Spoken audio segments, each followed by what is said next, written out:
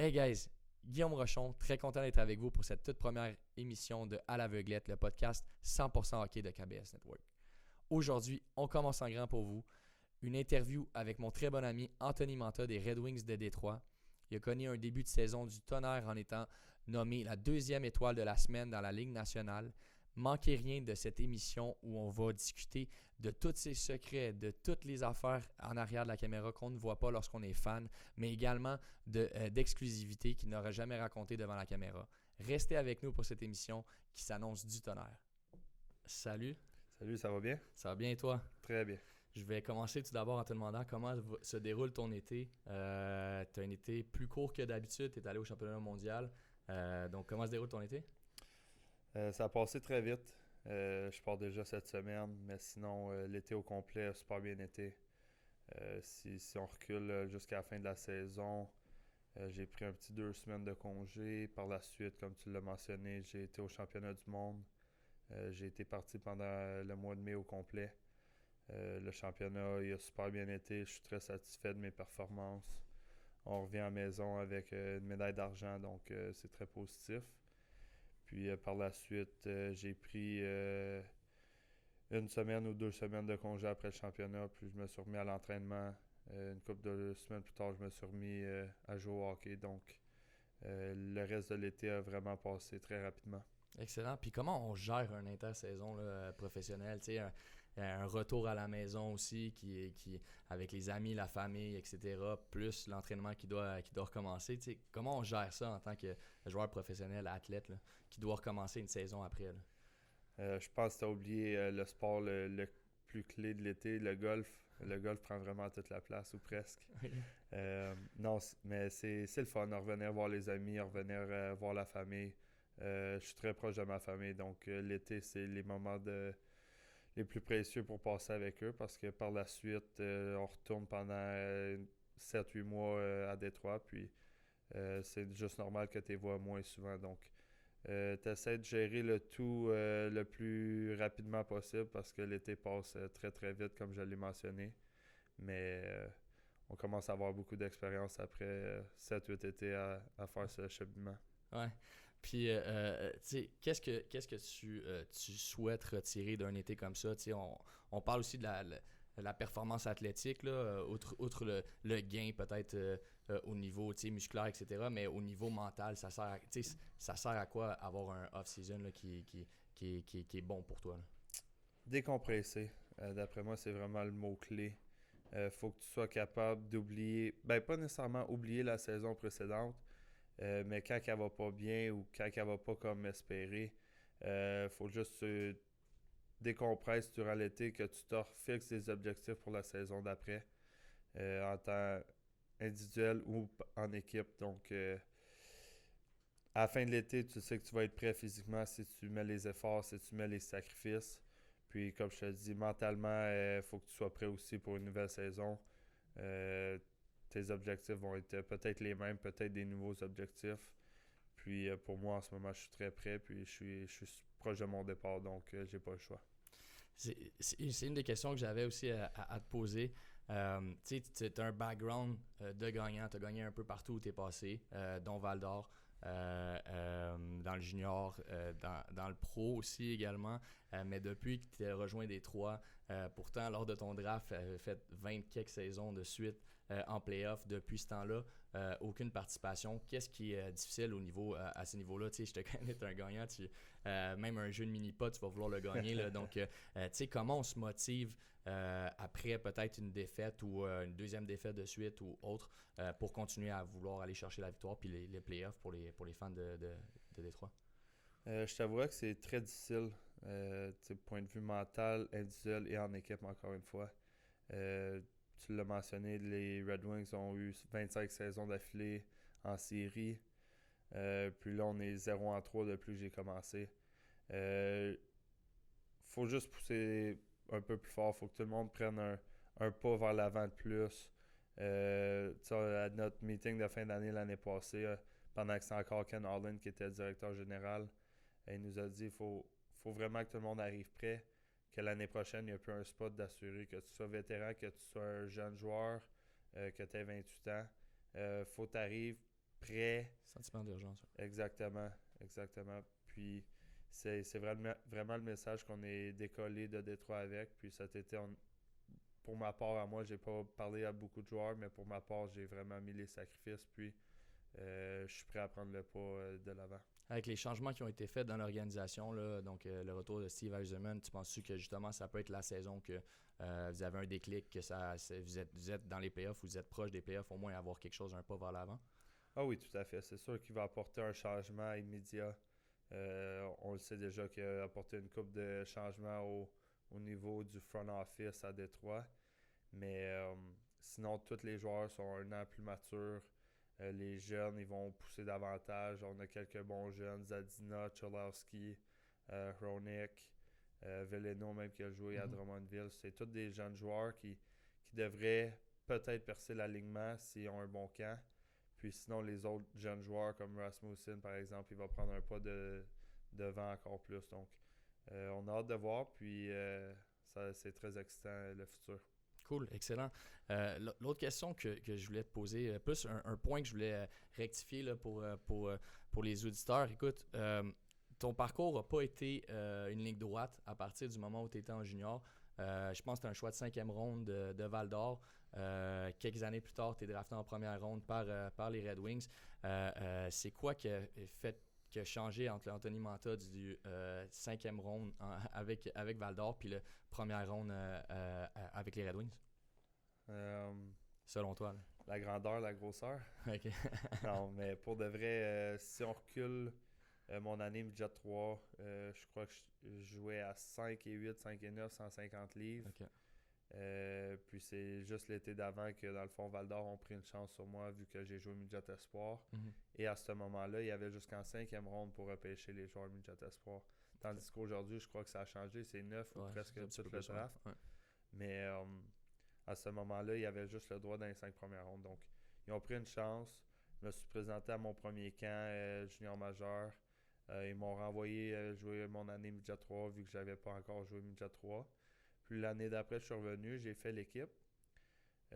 Pendant une demi-saison, j'étais une game dans les Australes, une game sur la patinoire. Donc, LT scratch à chaque game. Une game sur 2, pardon.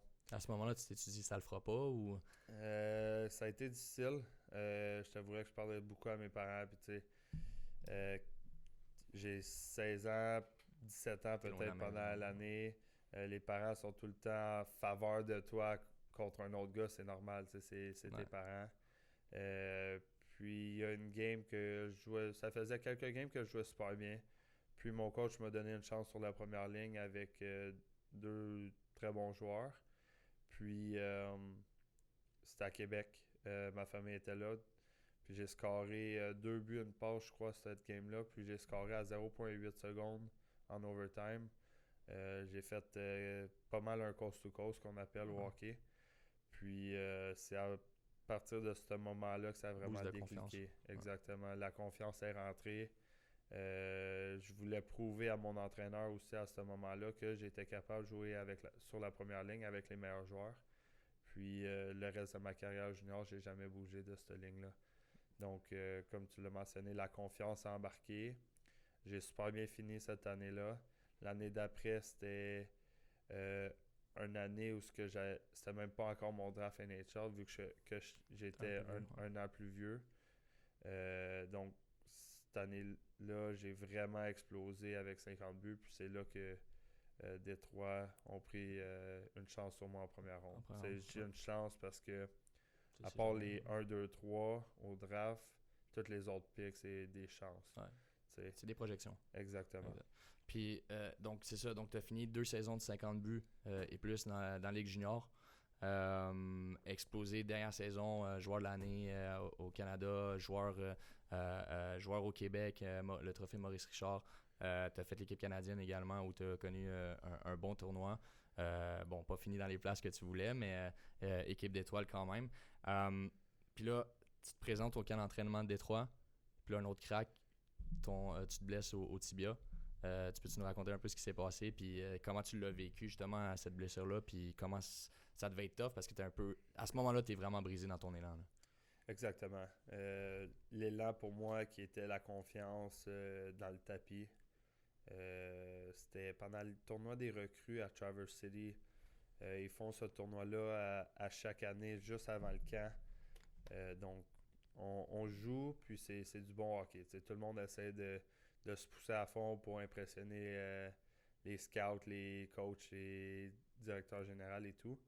Donc, la POC est même pas proche de moi à ce moment-là. Puis, moi et un joueur adverse, on regarde la rondelle. Puis, on fait juste pas se frôler, mais S'accrocher un peu. s'accrocher un petit peu exactement épaule à épaule, mais sans se voir. Donc, les deux, on tombe un petit peu de notre côté. Puis, moi, je tombe par-dessus ma jambe droite. Si on imagine, le patin il est droit jusqu'au genou, puis après, le reste du corps a tombé comme par-dessus sur le côté à droite. Je me suis relevé. Ça a fait un petit mal, mais au hockey, on est capable, un petit mal, tu continues à jouer ou des affaires comme ça. Donc, je retourne à la chambre. Je fais quelques squats. Mon physio, il est là. Il dit, t'es-tu correct? T'sais? Comme moi, j'ai juste senti un petit malaise, mais en ce moment, c'est correct. Ça fait pas mal. Ça chauffe pas, comme qu'on pourrait dire. Fait OK, tu prends aller smooth là, ton prochain chiffre, voir comment ça va. Fait que je continue à jouer. Je finis la game.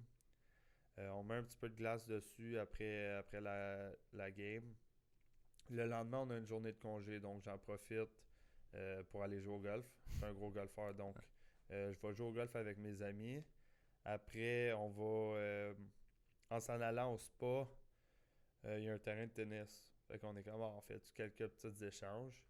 Fait que j'essaye, puis je suis comme pas sûr avec mon genou tout à fait, fait que j'arrête immédiatement, mais tu sais, au golf, le genou était correct, il a pas fait mal.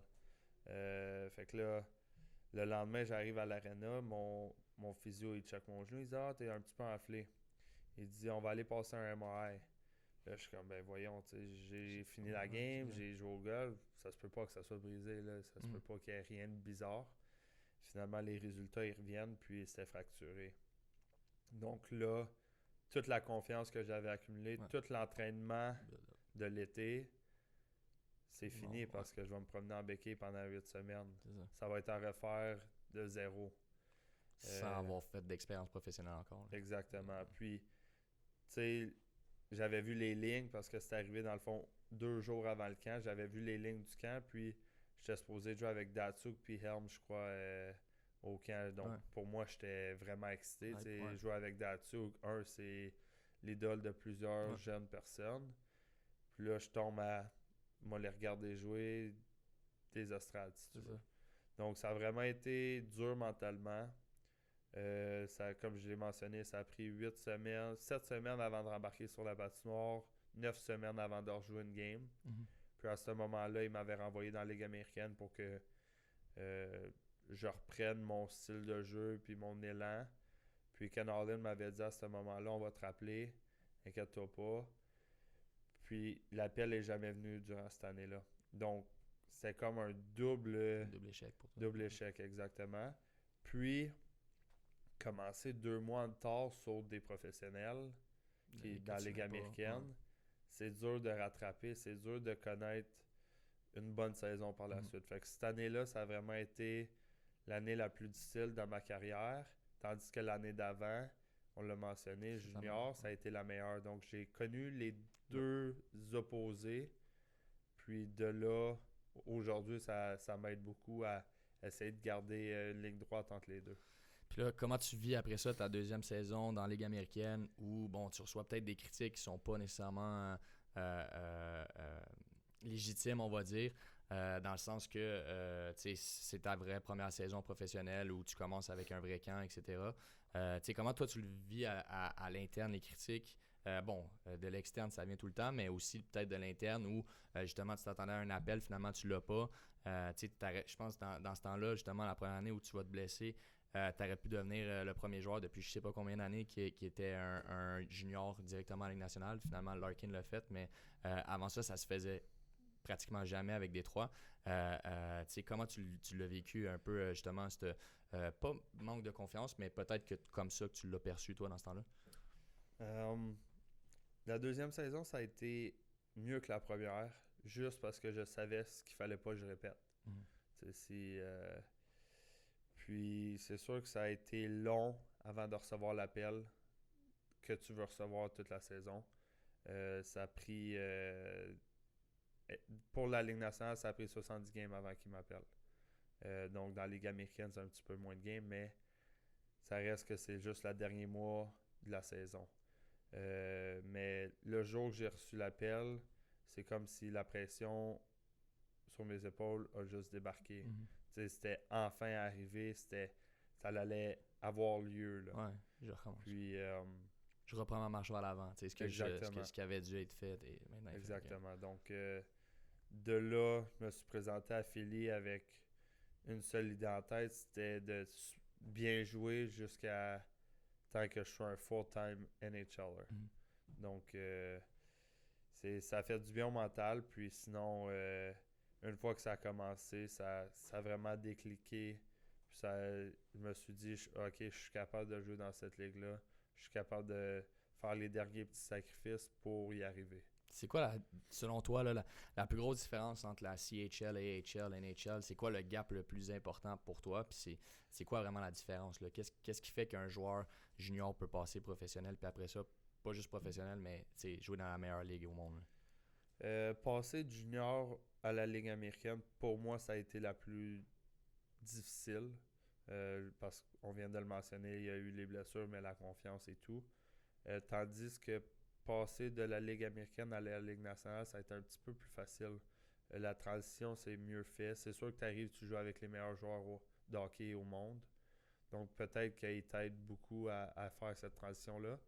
Mais elle s'est faite beaucoup plus tranquillement puis aisément que la transition entre le junior et la Ligue américaine. Puis à quel point, peut-être, je te dirais, là, le professionnalisme maintenant, c'est une carrière, c'est ce que le monde oublie souvent, là, ça reste une business.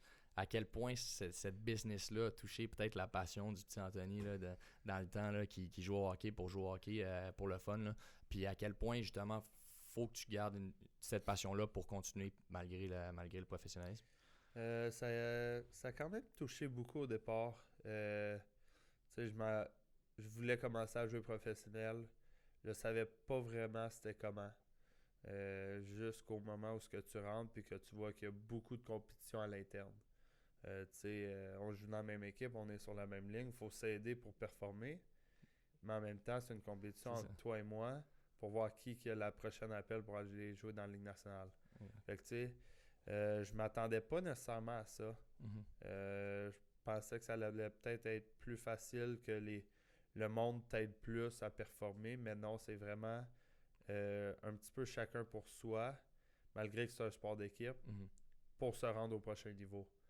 Puis... Ouais, parce qu'en même temps, si l'autre personne à ta gauche performe mal, ben c'est peut-être toi qui vas avoir l'appel en premier, ou c'est peut-être toi qui vas jouer sa première ligne puis l'autre c'est la troisième.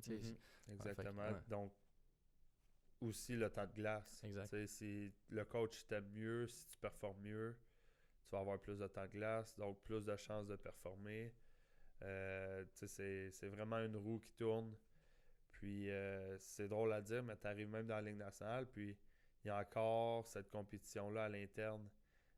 C'est aussi niaiseux d'avoir plus de temps de glace, d'avoir du power play, du désavantage numérique.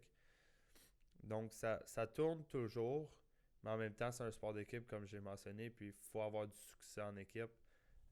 Faut que la chimie entre les joueurs soit la meilleure pour éventuellement gagner. Donc, à Détroit, on est chanceux. On a quand même un très bon groupe de joueurs sur la patinoire, à l'extérieur de la patinoire. Donc, en espérant que la roue va tourner du bon sens puis qu'on va pouvoir être une équipe de play-off, grâce à ça aussi, avoir la bonne chimie. Puis, c'est quoi, justement, si tu avais un conseil peut-être pour les jeunes en général, mais aussi pour les jeunes de Détroit là, qui arriveraient, là, toi, en tant que jeune vétéran de l'équipe, là, ça fait 3-4 saisons que tu es avec Détroit. Qu'est-ce que tu leur dis aux jeunes qui arrivent, puis que justement, bon, ils doivent dealer avec le professionnalisme en premier, puis après ça, ils doivent dealer avec le fait que, vous êtes tous des requins blancs, puis vous allez tous manger le gars qui est à ta gauche puis à ta droite, là, autant au sein de l'équipe que vers une autre équipe. Là. Donc, qu'est-ce que tu donnes comme conseil pour une intégration peut-être réussie, puis aussi pour bien s'adapter? Pour de vrai, d'après moi, c'est de rester soi-même. Ça fait longtemps qu'on se connaît. Tu tu sais que je suis pas quelqu'un d'autre. J'agis pas comme quelqu'un d'autre. Puis c'est vraiment la manière qu'il faut arriver pour aller chercher une bonne chimie. S'il y a une personne dans l'équipe qui est négative, qui chiale toujours, qui fait des affaires comme ça va n'apporter avec lui 2 ou 3 autres qui s'entendent bien avec. Donc, si tu restes toi-même, si tu es professionnel, tu vas bien t'intégrer de un. Puis, le monde va te regarder performer sur la patinoire, puis ils vont être contents pour toi parce que toi, tu es aussi content pour eux. Ouais. Tu sais, ça fait que juste changer la roue qu'on parlait de négatif à une roue positive, puis que la chimie embarque encore, puis que ça fasse vraiment un noyau proche. D'après moi, c'est la qualité numéro 1 que tu peux arriver avec. Cool. Puis, autre chose aussi que je voulais savoir également, avant de passer peut-être à des questions un petit peu plus funny. Tu sais, t'as fait, Val d'Or, t'as fait la Ligue américaine, Détroit. T'as également fait deux équipes différentes dans le midget. C'est quoi le secret d'une adaptation réussie? Je veux dire, tu dois t'adapter très rapidement à des personnes différentes. Tu connais pas le gars, tu connais pas le coach nécessairement en partant. Tu joues une saison, tu t'en vas. Tu joues une autre saison à Charlemagne, tu t'en vas à Val d'Or. Après ça, tu as eu un changement de coach à Val d'Or également. Des coéquipiers qui montent, descendent. Comment on fait pour s'adapter, trouver son compte aussi, avoir peut-être des amis dans l'équipe qui sont un support aussi moral. Comment on s'adapte à ça? Je t'avouerais que mon adaptation personnelle, ça m'a toujours pris soit une demi ou une saison complète pour vraiment Te sentir. atteindre mon ultimate moi. Si on recule, exemple à Val d'Or, ma première année, on l'a mentionné, j'ai été scratch une game sur 2, mais l'année d'après, j'ai explosé. On regarde dans la Ligue américaine, oui, il y a eu la blessure, mais sinon, le reste de l'année n'a pas super bien été. L'année d'après a super bien été. Dans la Ligue nationale, c'est pareil. Ma première saison dans la Ligue nationale, j'ai joué 60 quelques games. Tu sais, ça a bien été, mais l'année d'après a beaucoup mieux été. Fait que tu sais, c'est à chaque fois que je tombe dans un nouveau calibre de jeu, si tu veux, on dirait que ça me prend 1 an à m'habituer. Une chance qu'il n'y a pas un autre niveau par-dessus la Ligue nationale. T'sais. Là, on est rentré, l'année est passée, puis on continue de l'avant de même, mais ça m'a toujours pris un petit quelques mois m'adapter, soit, je pourrais pas dire c'est quoi la raison ultime, mais soit peut-être au niveau de jeu, à la ville, je pourrais pas te le dire, peut-être les nouveaux coéquipiers, les nouveaux coachs. Il y a beaucoup de facteurs qui changent le tout, mais ça a été mon cheminement, comme je te dis. OK, donc une période d'adaptation un petit peu plus longue, mais qui te permet d'être à l'aise. T'as parlé de niveau aussi. Tu sais, t'es au sommet au niveau ligue professionnelle. T'as joué cet été avec Équipe Canada. Est-ce que ça, c'est le prochain niveau? Est-ce que pour toi, Jeux olympiques, ça reste un objectif? Tu sais, comment, en tant que joueur de Ligue nationale, on vit ça? C'est sûr que peut-être je te poserais une question différente si tu étais un joueur de 3e, 4e trio. En ce moment, tu es sur la première ligne à Détroit, donc possiblement parmi les 100 meilleurs joueurs au monde. C'est toujours subjectif, etc. Mais au moins parmi les 100 meilleurs attaquants, est-ce que c'est un objectif pour les gens dans leur équipe? Est-ce qu'ils en parlent ou c'est vraiment, quand ça sera l'année des Jeux olympiques, on y pensera, non, ça se parle beaucoup. Ça a tout le temps été un sujet ouvert que les joueurs de la Ligue nationale veulent retourner aux Olympiques. Pour moi, ça a été un rêve depuis que je joue au hockey, si tu veux. Le premier, c'était de jouer dans la Ligue nationale, puis le deuxième, c'était d'aller aux Olympiques. Malheureusement, pour ceux qui suivent le hockey, la Ligue nationale a décidé de ne pas y aller l'année prochaine. De pas y aller, exactement. On espère encore qu'ils vont changer leur idée pour les prochains Jeux olympiques. Le PA, donc, on en parle. La Ligue nationale veut garder leur morceau, que c'est trop risqué d'envoyer tous les meilleurs joueurs aux Jeux olympiques pour qu'ils se blessent. Il y a les codes d'écoute. Il y a plusieurs facteurs que peut-être les partisans ne savent pas, mais qu'à l'interne, ça parle beaucoup.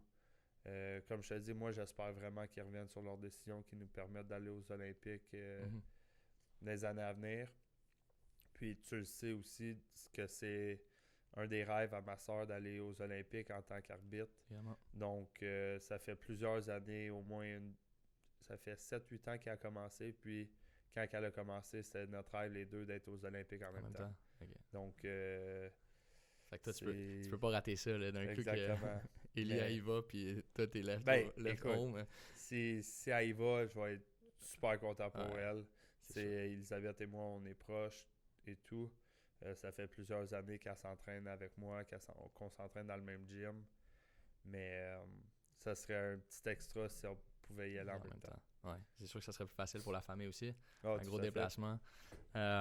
Excellent. Écoute, puis bon, c'est tôt encore. C'est quoi ton objectif pour la saison actuelle? Puis ton objectif à moyen terme, là, disons, dans la ligue?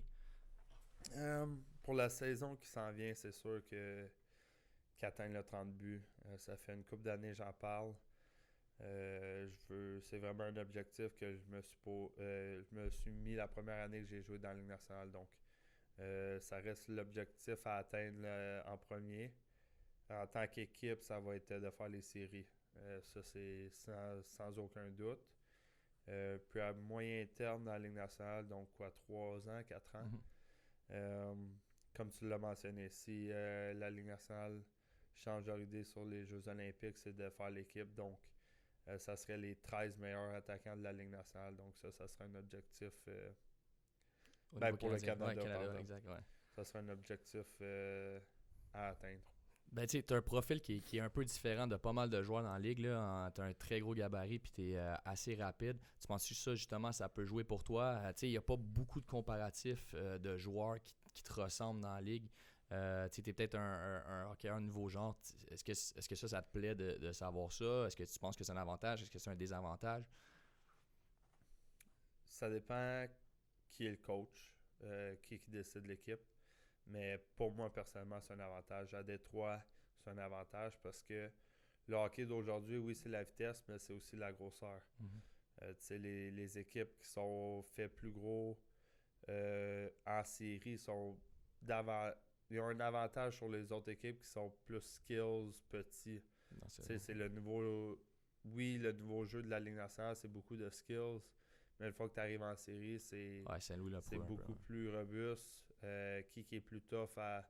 Tu sais, tout le monde va avoir des blessures, mais qui est plus tough à jouer malgré les blessures, etc. Donc, pour moi, d'être plus gros, plus fort, oui, ça m'aide davantage. OK, cool. Puis, pour finir, sur cette partie un petit peu plus sérieuse, disons, tu sais, ton après-carrière, est-ce qu'on y pense déjà dès qu'on, tu sais, vu que c'est une business, on ne sait pas le nombre d'années qu'on joue, etc. Est-ce que ça se parle entre vous, mais toi, est-ce que tu as un plan défini de ce que tu veux faire après? Tu sais, on sait que tu es très fort au golf, mais tu sais, ça reste pour le moment un hobby, mais tu sais, au niveau professionnel puis tout ça, tu sais, qu'est-ce qui te tenterait un peu, ou est-ce que tu as déjà commencé un peu à avoir des pistes à droite et à gauche? Je t'avouerais que défini, j'ai pas de plan. J'ai commencé, c'est sûr, à investir à la banque, mais j'ai aussi un groupe d'investisseurs qui m'ont approché que je connais depuis que je suis jeune. On a commencé à faire des placements immobiliers. Moi, ça a toujours été quelque chose que je voulais faire. Et puis maintenant, en jouant dans la Ligue nationale, j'ai une couple de mois par année de libre l'été que je peux un petit peu plus m'investir avec eux, puis jaser, puis apprendre. Donc, c'est de quoi qu'on a commencé quelques projets tranquillement, pas vite. Puis, au fur et à mesure que les années vont avancer, c'est sûr qu'il va y avoir plus de projets. Puis, tu sais, une carrière NHL, ça finit aux alentours de 35 ans maintenant. Fait que plus ou moins quelques années, c'est sûr, dépendant des joueurs. Mais ça va vite. Tu l'as mentionné, j'ai bientôt 25. Il me reste peut-être une dizaine d'années. Si je suis chanceux, une douzaine d'années. Donc, tu arrives à 37, 38 ans. Si tu n'as pas de plan, tu vas te rouler les doigts longtemps. C'est pas à ce moment-là qu'il faut que tu commences à planifier. C'est aujourd'hui. Puis on a tellement vu dans tous les sports qui ont fait faillite et tout. Donc, j'ai quand même une tête sur les épaules, une bonne famille qui m'entoure, puis comme je te l'ai mentionné, un bon groupe d'investisseurs aussi. OK, cool. Puis justement, on vient d'en parler à la fin de carrière, peut-être 37, 38, etc. Il y en a quelques-uns qui dépassent ça. Qu'est-ce que tu penses, selon toi, là, en tant qu'athlète, qu'est-ce qui fait que ces gars-là sont encore dans la ligue? Bon, on vient tout juste d'apprendre aujourd'hui là, que Cromwell vient de prendre sa retraite. Lui aussi, il était proche de 40, s'il n'était pas déjà à 40. 38 ans. OK, bon, 38. Tu sais, qu'est-ce qui fait que ces gars-là ont joué longtemps? Il y a eu d'autres exemples à Détroit avant, là, c'était des records de longévité avec Chelios et tout ça. Qu'est-ce qui fait que ces gars-là, selon toi, sont restés dans la ligue? Est-ce que tu penses que tu serais capable de rester jusqu'à ça? Est-ce que c'est à un moment donné mentalement que peut-être toi tu pourrais décrocher? Ça serait quoi? D'après moi, le hockey d'aujourd'hui a vraiment changé.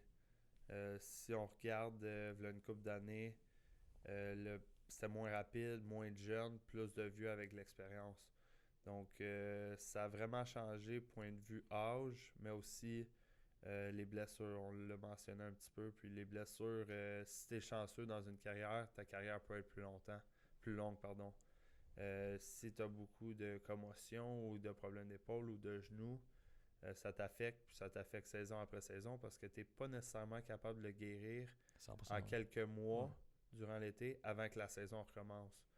Fait que tu l'aggraves toujours un peu. Exactement. Si on regarde Cromwell, il a une superbe carrière. Il a joué 950 matchs ou à peu près dans ces coins-là. Pour lui, il a dû battle des blessures à chaque année. Il a eu des problèmes de genoux toute sa carrière. Pour avoir joué avec, son dos, il était fragile. Il y a beaucoup de blessures que le monde de l'extérieur ne voit pas parce que le joueur joue pareil. Mais à un moment donné, ces blessures, ils te rattrapent. Puis comme j'ai mentionné, Cromwell a pris sa retraite cette année, a décidé ça. Puis on est très content pour lui. Puis comme j'ai mentionné aussi, il a eu une très belle carrière. Donc chapeau à lui. Ça fait deux vétérans là, à Détroit qui prennent leur retraite. Zetterberg l'année passée, puis Cromwell. Comment ça affecte le visage de l'équipe et aussi des jeunes? Est-ce que vous voyez ça comme une opportunité justement de prendre une partie plus grande de leadership ou vous vous dites il va peut-être falloir aller en chercher du leadership? Oh non, tu n'as pas le choix de prendre des pas de leadership. On l'a mentionné, j'ai 25 ans, Athanasiou a 25 ans, Larkin il a 24, Bertuzzi il a 24 ou 23. Donc, tout le monde, il faut qu'ils prennent des pas de l'avant. Des gars comme Arbiterator qui ont déjà un assistant ou Nielsen ou même Larkin vont aussi devoir prendre un rôle encore plus gros. L'année passée, on n'a joué pas de capitaine. Cette année, est-ce que ça change? Y a-t-il un nouveau capitaine à Détroit? C'est à voir. C'est vraiment Eiserman qui va décider. Mais même si tu n'as pas de lettre sur ton chandail, il faut quand même que tu prennes un pas de maturité. Tu as eu 1 an d'expérience, donc de plus. Donc, tu vas de l'avant, puis tu essaies de remplir les souliers, comme on dit. OK, excellent. Mais écoute, on va passer à la deuxième partie là, qui va être un petit peu plus fun aussi, puis on va sortir un petit peu des stories là, peut-être. Écoute, je vais commencer avec une question comme suit, là, tu me dis ce que tu en penses. Je sais que tu m'en as déjà parlé, moi je voudrais en faire partager à d'autres mondes. Il y a pas mal de joueurs qui sont superstitieux dans la ligue. Premièrement, l'es-tu? Puis deuxièmement, c'est qui le pire joueur peut-être avec qui tu as joué, que tu connais ses superstitions, puis tu te dis ça n'a pas de bon sens? Là. Oui, je le suis. Mais je l'étais plus avant. Okay. Je t'explique. Donc, si on retourne junior à ma dernière saison, c'était aussi niaiseux que arriver dans la chambre en premier. Donc, j'arrivais 2h40 avant le match. Mon tape, fallait que ça soit un nouveau tape. Donc, mon tape blanc, vu que je tape ma palette en blanc, et mon tape à pad. Si après 2 périodes, par exemple, j'avais pas de but ou pas de passe au niveau junior, moi et mon capitaine, Samuel Henné, on s'échangeait de tape blanc. Parce que les buts, il y a des buts dans chaque roulette de tape, mais quand elle n'est pas pleine, ils sont peut-être partis. Fait que là, on s'échangeait de roulettes de tape. Peut-être que son tape allait marcher pour moi, puis mon tape allait marcher pour lui. Okay. C'est niaiseux, là. C'était ça. Après ça... ça marchait-tu? Ben, au niveau junior, ça a bien marché, mais tu sais, c'est vraiment tout dans la tête, là, d'après moi. Après ça, Mais on essaie d'aller chercher chaque petite affaire là, qui pourrait te donner un edge. Pendant warm-up ou quand on embarque sur le patinoire avant les périodes, fallait que je passe à l'extérieur des points de mise au jeu. Je pouvais jamais couper à l'intérieur. Je mettais ma patte gauche avant ma patte droite. J'attachais mon patin droit avant mon patin gauche. Tous des petits détails que, oui, ça faisait partie de ma routine. Puis c'est des détails que je pouvais contrôler. Ouais. Tu sais, j'allais pas faire « faut que je score contre mon goaler chaque shot pendant le warm-up. » C'est un détail que tu peux pas contrôler. Puis c'est ça. T'sais, ça ne devient pas une superstition sinon. Fait que t'en faisais une routine dans le fond. Exactement. Puis, quand je me suis blessé dans la ligne américaine, j'ai commencé à parler à un psychologue sportif. Puis, on parlait de superstition, puis de routine et tout. Puis, on a comme travaillé pour enlever ces superstitions-là un petit peu.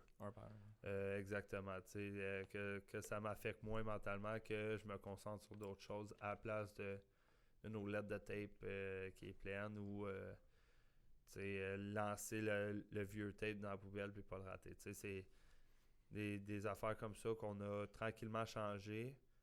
Puis que maintenant, aujourd'hui, oui, je suis superstitieux un petit peu parce que je vais toujours l'être, mais j'ai plus ces routines-là ou j'ai plus tous ces petits détails-là à faire. OK.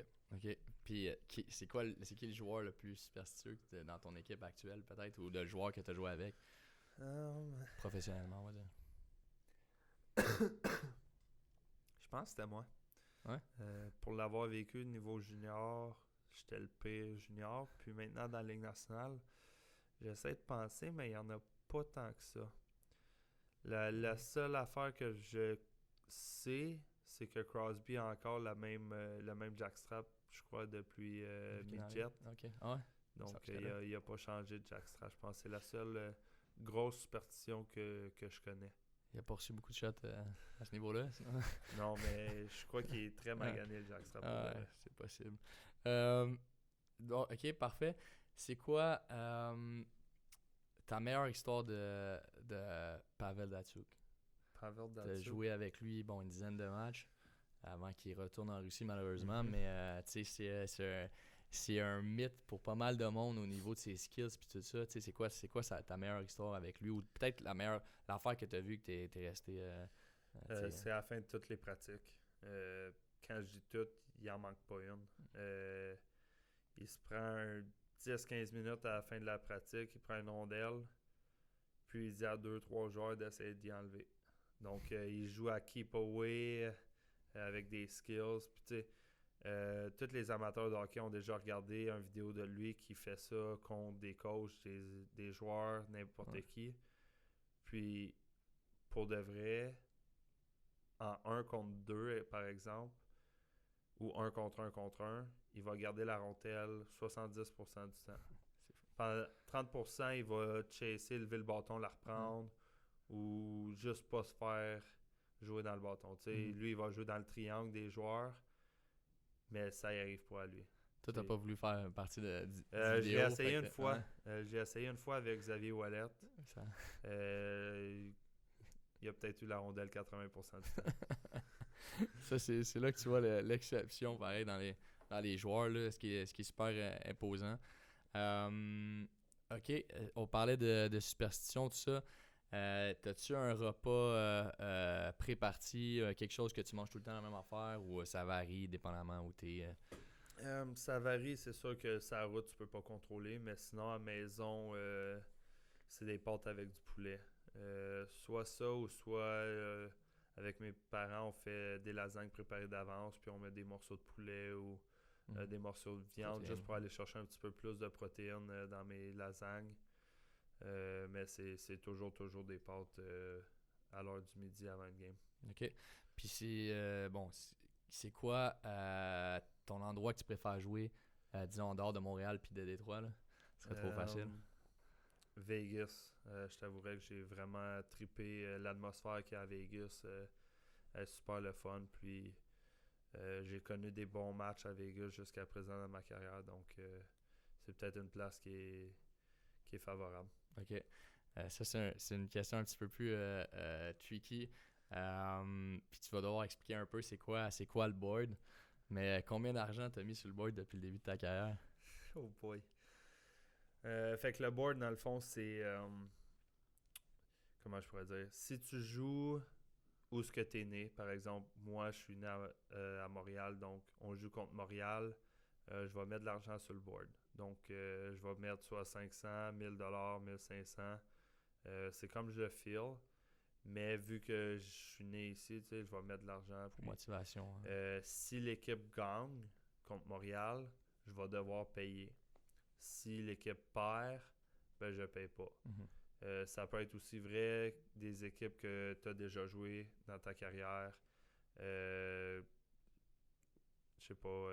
T'es pogné avec quelqu'un. C'est ta centième, 200e, 500e game, millième game. Okay. Tu mets de l'argent sur le tableau. C'est juste des petits détails comme ça. Première game de l'année.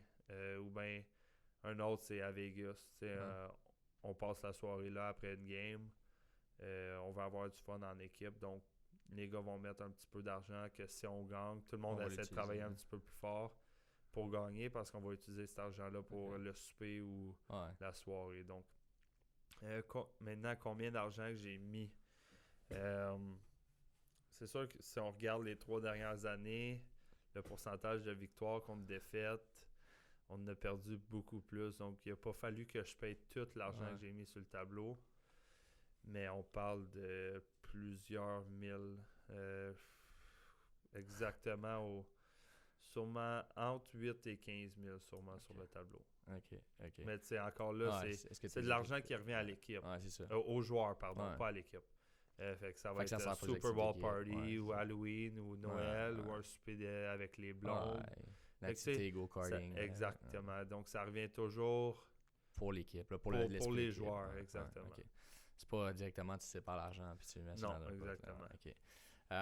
Bon, on va parler un peu du Michigan, peut-être Détroit, etc. C'est quoi le meilleur restaurant pour toi au Michigan? Tu sais, tu t'en vas souvent, puis bon, t'es quand même connu, donc ça se passe bien là-bas, puis c'est ce que t'aimes, puis etc.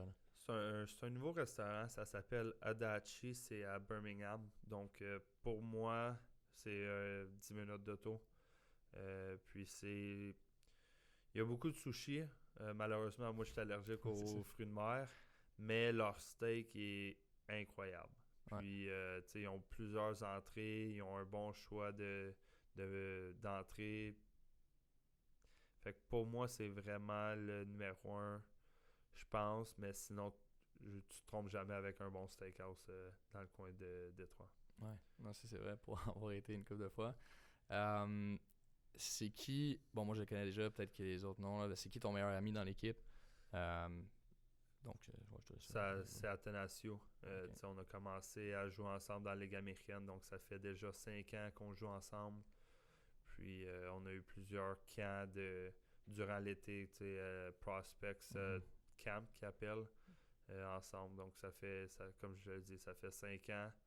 Puis, mais sinon, Larkin, Bertuzzi, c'est des gars qu'on s'entend super bien avec aussi. Donc, on a beaucoup de fun. Les 4, on joue au golf aussi. Donc, c'est facile juste avoir notre foursome puis partir un après-midi, exactement. En voyage, je pense, match des étoiles tout ensemble, je pense que c'est ça. Exactement. C'est le fun. C'est quoi c'est quoi ta meilleure partie à vie? Ça fait pas longtemps. Dans le fond, c'est contre Boston. Mon premier hat-trick dans la Ligue nationale. Ça a été ma meilleure partie. Ça plus 2 passes. Donc, c'est vraiment la numéro 1. Mais sinon, la partie que je vais toujours me rappeler, c'est sûr que c'est mon premier but dans la Ligue nationale contre Montréal. Quand que tous mes amis, toute ma famille étaient là. Non, ça, c'était un bon moment. Pour m'en rappeler, moi, je dirais pas les émotions que j'ai eues à ce moment-là aussi. Non, tu peux les mentionner si tu veux. Je me rappellerai, malheureusement, j'avais pas pu aller à Détroit cette fois-là. J'étais dans un restaurant, c'était très calme, puis moi je checkais la partie tout le long, je faisais juste checker la partie, j'étais pas dans mon souper pantoute, puis je me lève, je commence à gueuler, tout ça, tout le monde me regarde, qu'est-ce qui se passe? Écoute, c'était un moment que je vais me rappeler, je m'en foutais de tout le monde dans le fond, là, j'étais juste bien content, puis un peu émotif, on va dire, là, tu sais, il y a beaucoup de personnes qui connaissent quelqu'un qui est dans la ligue, mais pas qui est si près que ça. Puis, je pense que, bon, tous les gars qu'on est proche de toi, on vit pas mal les mêmes émotions que toi, puis peut-être les mêmes frustrations. Fait que quand ça arrive, on est assez content pour toi. Fait que c'est un peu comme si c'était nous qui le vivions, là. Donc c'est un peu drôle à ce niveau-là. Ce serait quoi peut-être ton moment le plus dur au hockey? Au hockey, c'est sûr que ça va être la fracture du tibia que j'ai connue à ma première saison. OK. Ouais, pour les raisons que tu as mentionnées avant. Exactement. Là. OK, là, on va parler d'un petit peu plus la ligue en général. Si tu avais un gars dans la ligue, pas nécessairement dans ton équipe, là, mais dans la ligue que tu trouves qui est sous-estimé, que personne, peut-être même les médias ne l'en parlent pas, mais que toi, tu trouves assez fort. Là. Pour avoir joué avec au championnat du monde, Mark Stone, il est vraiment underrated. Il est vraiment excellent comme joueur. Tu sais, le monde, il pense qu'il est bon, mais c'est vraiment un All-Star, offensivement ou défensivement. Tu sais, Marchessault, il arrêtait plus de me le répéter au championnat. Ah, il a le meilleur bâton dans la ligue, il a le meilleur bâton. Dans ma tête à moi, c'est quoi ça, avoir le meilleur bâton, tu sais. Puis, le nombre de rondelles qu'il intercepte, tu sais, si on pense à Datsu qui était super bon avec son bâton, puis qui allait chercher des rondelles à travers de toi, puis mais tu sais, Datsu qui avait des skills en plus. Mark Stone, il coupe des passes, il va intercepter n'importe quoi qui passe proche de lui. Il va avoir des bons sticks en puck. Puis pour de vrai, c'est vraiment un joueur qui a fait ouvrir mes yeux, si tu veux, puis que j'ai fait « Ok, il est vraiment bon ». OK, cool. Ouais, c'est vrai qu'on n'en entend pas beaucoup parler, peut-être parce qu'il joue dans l'Ouest, peut-être parce que sa personnalité est plutôt on hurt, calme sur la terre. Écoute, OK, c'est le fun, c'est intéressant à savoir. C'est quoi le joueur le plus surestimé dans la ligue que tu penses? D'après moi, c'est Subban. Ouais. Ouais. Tu sais, tout le monde... C'est un excellent défenseur, mais il manque de quoi peut-être à sa game. Je pourrais pas dire exactement c'est quoi, mais il manque un petit quelque chose pour le comparer à des gars comme Brett Burns ou Carlson. Okay. Mais en ce moment, le monde il pense qu'il est dans le même gabarit. Pour toi, top 2, mais pas nécessairement top 1 dans une équipe. Ouais, exactement. OK, cool. On va aller... c'est qui la meilleure shot de la ligue, selon toi? C'est ça, ça reste Ovechkin. Ouais. Non, c'est sûr. Capacité à trouver les trous où il faut. Ouais. La personne, peut-être le défenseur vu que tu es attaquant, là, le défenseur que tu aimes le moins jouer, peut-être, que tu peut-être t'as la plus de misère à jouer contre. Plus de misère à jouer contre.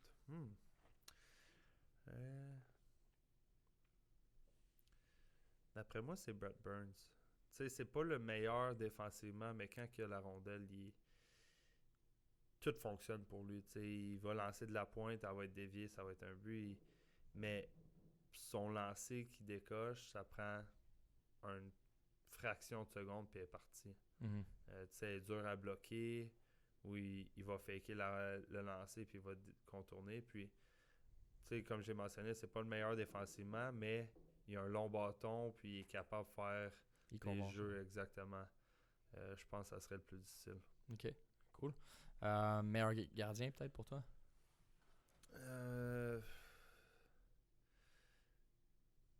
C'est sûr que Price, tout le monde dit qu'il est bon, il est bon. Mais Valley il est solide à temps. Vasilevski? Ouais. Pour de vrai, d'après moi, en ce moment, c'est le numéro 1. OK. La plus belle arena dans laquelle tu as joué, hormis Montréal, puis peut-être Détroit? Plus belle arena, c'est sûr que Vegas, c'est eux maintenant qui ont la plus récente. Donc, point de vue ambiance et comment qu'elle est setupée, ça serait Vegas. OK. En parlant de Vegas, je vais faire un petit crochet. Il y a une nouvelle expansion qui arrive. Tu sais, comment on vit ça, une expansion, quand on est un joueur, là, tu sais, on le sait, quand on signe un contrat de la Ligue nationale, à moins que tu aies une clause de non-échange, c'est possible que tu joues dans n'importe quelle équipe. Là, c'est un contrat avec la Ligue et non pas l'équipe nécessairement. Donc, tu sais, comment on le vit à l'interne de savoir qu'il y a peut-être genre un joueur par équipe qui va partir c'est sûr que le Vegas, ils ont fait un des meilleurs drafts d'expansion qu'il y a jamais eu. Donc, Seattle vont avoir le même style d'expansion.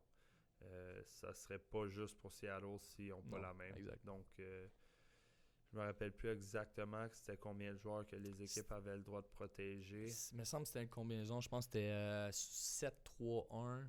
Ça se peut, 7 attaquants, 3 défenseurs, un gardien ou 9 joueurs. Non, 8 joueurs, n'importe quel. Puis un gardien, je pense. Donc, c'est ça. Fait que Seattle devrait avoir la même expansion. Personnellement, je pense pas déménager de Détroit avec une expansion. Mais on sait jamais. Comme tu l'as mentionné, c'est une business. C'est sûr que au moins un visage de ton équipe qui va partir, à moins qu'il y ait un échange pendant ce draft-là. Mais tu l'as mentionné, c'est une business. Tu sais qu'il va y avoir des changements à chaque année. Tu sais qu'à la fin d'une saison de hockey, c'est quasi impossible que l'année suivante, tu aies les mêmes visages dans la chambre de hockey. Donc,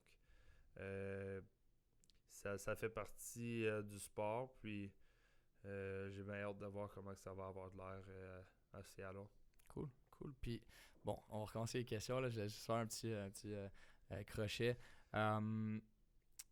C'est quoi la plus belle activité hors glace que tu as eue avec Détroit? Avec Détroit? Ouais.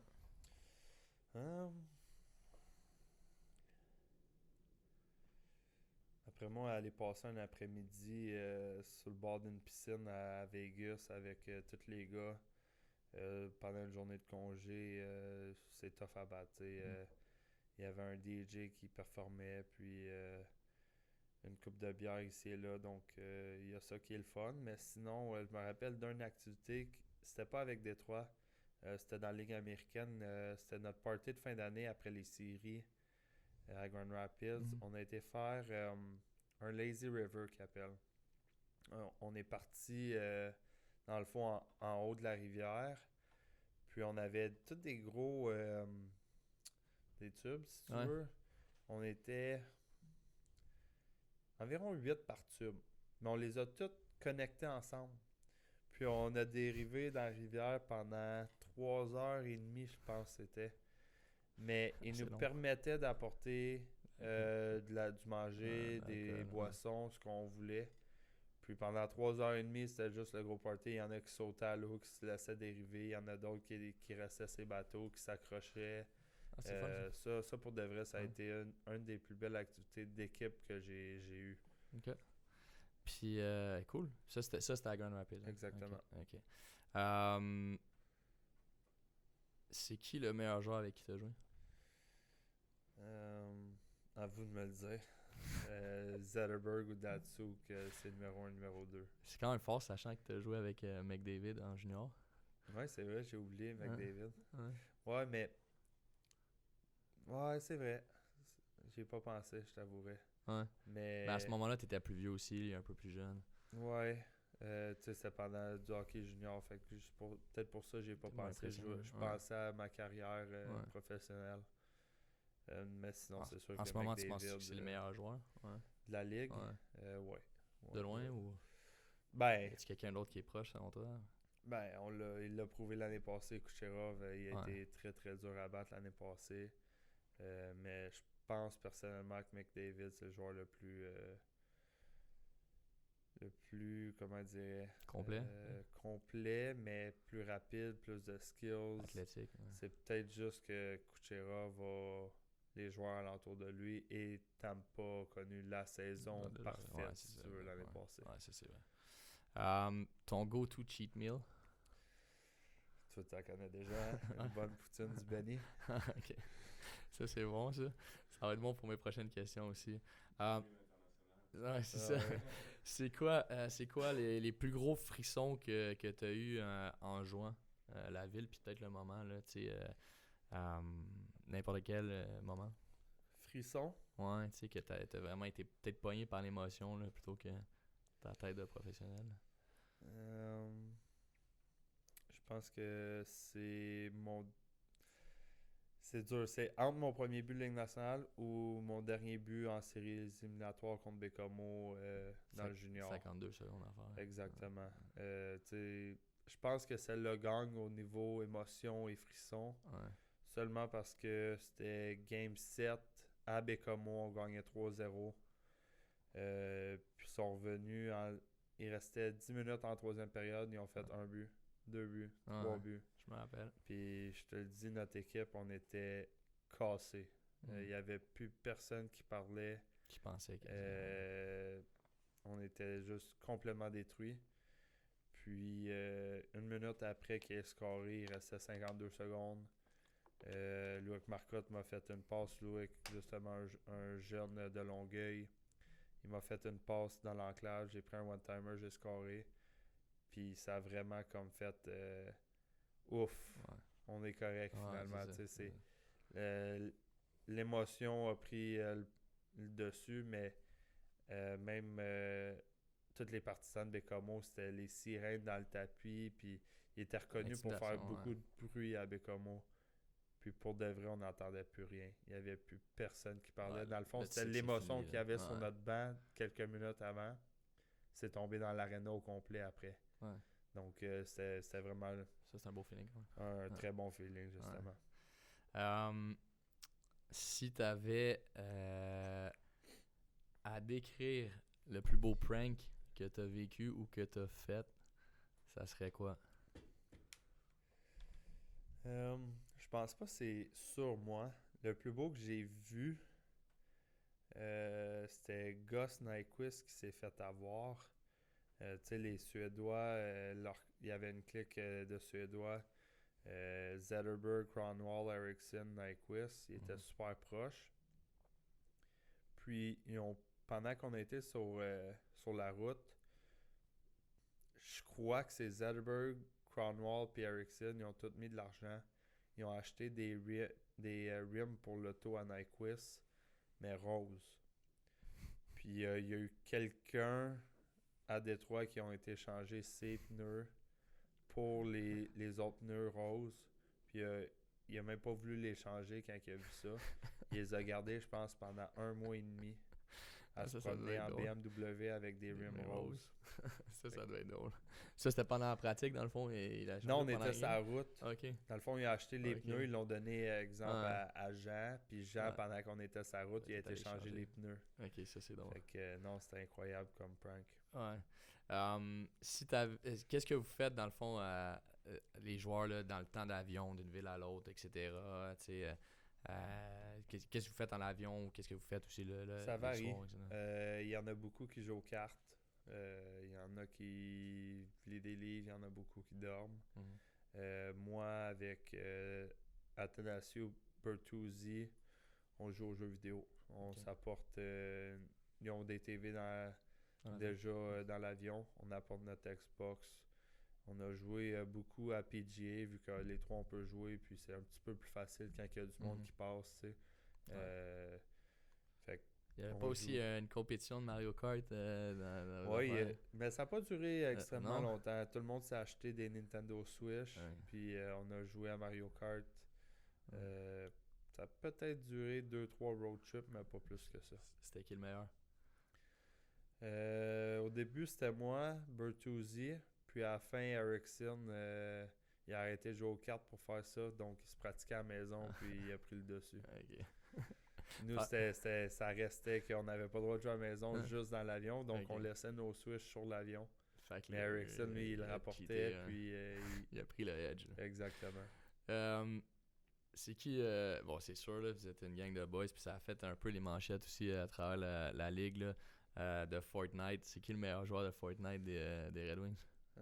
Bertuzzi, c'est lui qui a joué le plus, puis je pense qu'il joue encore après 2-3 ans. Okay. Il a sa salle à Détroit de setupper, puis il a son ordinateur à côté, puis il a tout son Xbox de setupper et tout. Puis pour lui, qu'est-ce qui est plus stressant, quand il reste 2 joueurs à Fortnite ou quand il est en tir de pénalité? Ce gars-là. S'il serait ici, je pense qu'il dirait Fortnite. Sans niaiser. C'est le style de gars qui est. Il est goofy un peu dans la lune. Donc, je suis sûr qu'il dirait Fortnite. Mais en même temps, quand tu es en tir de pénalité, c'est sûr que...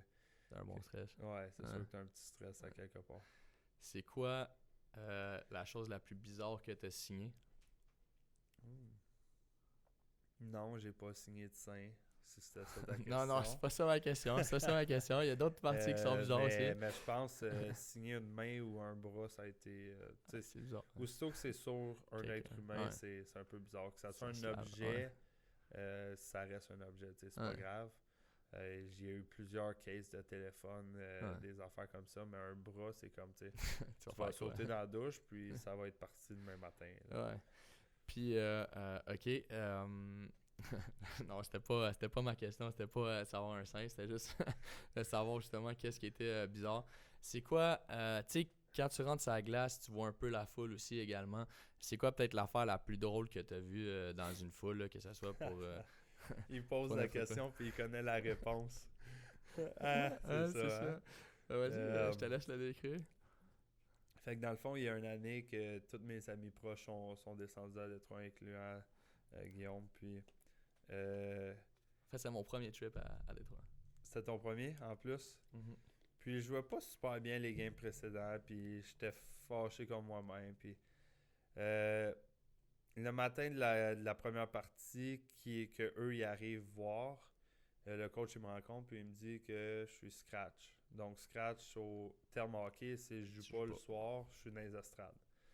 Fait que là, je reviens à la maison, j'étais en beau maudit, je leur dis, tu sais, sorry les boys, là, tu sais, je joue pas à soir, whatever. Là, le lendemain, on a une journée de congé où on avait seulement une pratique.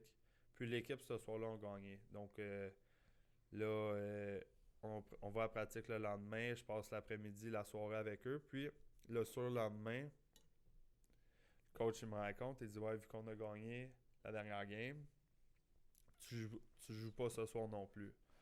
Là, je tombe encore plus en beau maudit parce qu'ils sont venus me voir 2 games. Je joue aucune des deux.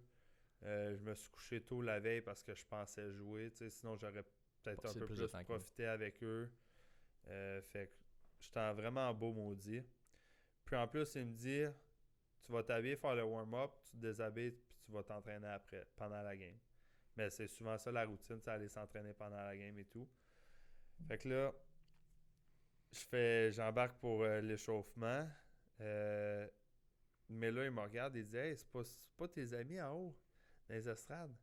Fait que là, je suis comme où ça? Il me pointe. Là, je regarde, il est écrit If Manta doesn't play, I'm gonna go to Domino's Pizza.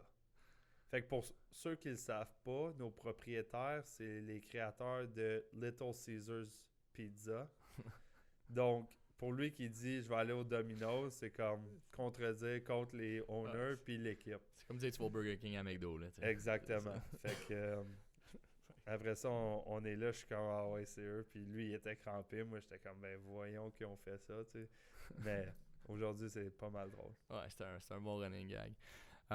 Ok, on va passer. Peut-être il reste peut-être 5 à 10 minutes, je pense. Écoute, je sais que tu t'entraînes aussi après là, donc je ne vais pas prendre trop de ton temps également. Une dernière question ici, puis après on va passer un petit quiz qui est assez drôle, mais tu sais, en tant qu'athlète professionnel, moi je te connais personnellement, mais les autres peut-être qu'ils le voient pas tout le temps aussi pour n'importe quel joueur, là, mais est-ce qu'on se sent une obligation de redonner en temps puis en aide aussi à peut-être des fondations, des jeunes dans le besoin, ou juste tu rencontres du monde dans la rue, puis pas de se sentir obligé, mais tu le sais, ben, moi je te connais, là, mais tu veux donner ce temps-là aux jeunes parce que toi aussi, tu as été un jeune dans ce temps-là qui avait des idoles puis qui voulait recevoir ces mots-là ou autres. Je t'avouerais que oui, c'est le fun. C'est donner des autographes, donner du temps aux partisans. Mais il y a deux différents types de partisans, si tu veux. Il y a eux que tu vois pour la première fois puis qui sont les yeux gros, puis le monsieur, il a 50 ans, puis son fils, il a 16-17 ans, qui est autant content un ou l'autre. Ça, c'est le fun.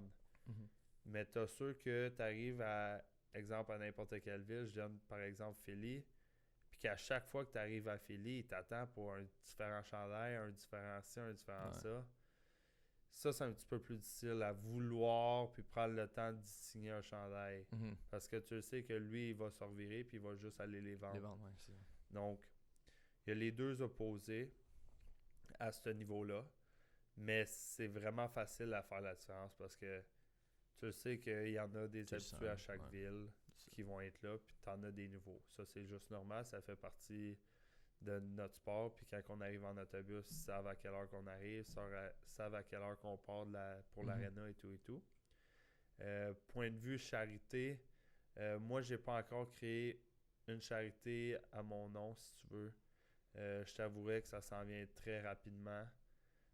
Sûrement l'été prochain, mais je m'assure de faire plusieurs tournois de golf, plusieurs petites tournées ici et là, même durant l'année pour redonner. Nous autres, on est choyés par notre sport financièrement. C'est sûr, pour faire notre sport, notre corps, il va super bien. Donc, aller voir les enfants malades ou aller à des tournois de golf pour des charités comme Rêve d'enfant ou Enfant Soleil, plein de charités comme ça, c'est le fun d'ordonner. Après, vu que c'est pas mes charités, j'offre souvent des objets, soit que ce soit un chandail, des gants, un bâton, une paire de patins, c'est arrivé une fois, qu'eux, ils mettent à l'encan, puis que les fonds vont à cette charité-là, puis moi, je peux gager sur une couple d'autres choses. Donc ça me tient beaucoup à cœur. Puis comme j'ai dit, ma fondation devrait arriver dans les prochains mois, prochaine année. Cool. Écoute, on va passer aux questions. Là. Ça s'appelle la section où. Donc, je mets deux sujets, puis Anto doit choisir dans ces deux sujets-là. Il peut y avoir du détail si tu veux, mais écoute, regarde ça simple. Écoute, bon. NHL ou 2K? NHL. Clapper ou Wrister? Wrister. Vodka ou rhum? Vodka. Blonde ou brune? Brune, mais rendue blonde. Hein? C'est bien dit, ça. Katou, on passe à toi. Poutine ou Chipotle? Ouf. Poutine, ça reste le cheat meal, fait qu'on va y aller avec Chipotle. OK. Fer 2 ou bois 5? Fer 2. Baseball ou football? Baseball. T'es un fan de tennis, Nadal ou Federer? Nadal, juste pour y aller contre toi. Oh boy. Quel mauvais choix. Joe Louis ou Little Caesars Arena? Malgré toute l'histoire qui s'est passée au Joe Louis, je vais prendre Little Caesars parce que c'est mon era. Ouais, puis l'arena est juste super. Ouais, c'est incroyable. C'est vrai. Pâte ou viande? Les deux. Ben, écoute, je vais y aller avec viande juste parce que des pâtes, j'en mange à chaque jour, comme j'ai mentionné, de game. Mais de la viande, c'est à chaque veille de game, il me faut un filet. Ouais. Tu le sais, je mange un filet mignon parce que ça m'apporte de l'énergie pour le lendemain. OK. Mercedes ou Ferrari? Ferrari. Blackjack ou craps? Ouf. Craps, je pense. Go-kart ou paintball? Go-kart. Screen golf ou folding? Screen golf. Mario ou Wayne? Wayne. Un gif ou un smiley? Gif. Ouais. OK. Ben écoute, c'était à peu près tout pour mes questions. Donc, écoute, merci d'être venu, Anto. C'est très, très généreux de ta part. Écoute, on essaiera de t'inviter l'année prochaine pour voir où tu en es rendu au niveau des stats, mais je te souhaite une excellente saison. Puis merci encore d'être venu aujourd'hui. Ça fait très plaisir. Merci à toi.